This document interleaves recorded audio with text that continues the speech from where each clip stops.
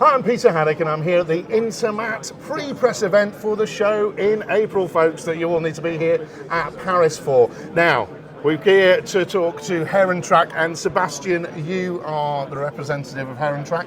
I have a slight feeling with one of these sensors and a few other things that you're going to be in the tracking part of the industry. Sebastien, tell me a little bit about you guys. I haven't seen you before, and what the brand is actually doing, and why these sort of things are becoming more and more important.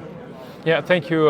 Yes, indeed, we are in the tracking business, an IoT solution, small trackers that we can put on devices, from small handheld tools till bigger cranes.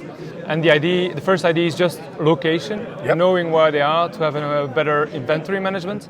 The second level is that we also, by vibrating, we can detect the activity, the number of hours that the machines are being used. And what is unique that we do today is that we developed a sensor that you don't need to install it with wiring and so on. You just put it, and you can also track on devices that have no own battery.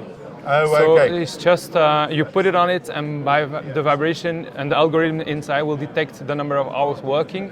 And so we can also, with pumps, generators, compressors, also give activity. And what's really important about this sort of thing, folks, is how we work in the industry, particularly with plant hires. That equipment can be all over the country and all over the world. But what is really important is two things for me. One, the location, and if something is stolen, we can get it back. That's great. But the important thing is how people are maintaining those devices and maintaining that equipment.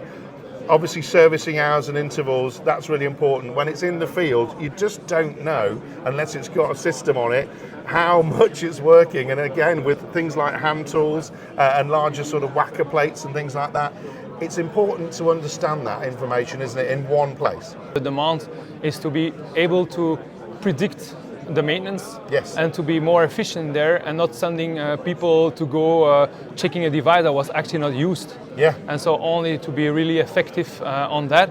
And what's also the nice thing is that we also be able to give a CO2 emission report, because today we really detect the real time of working, and not just with a wet finger guessing what is the emission or exhaustion on a work site. And so preparing already for the new regulations we're there, that we really need to decarbonize, of course, also the construction industry.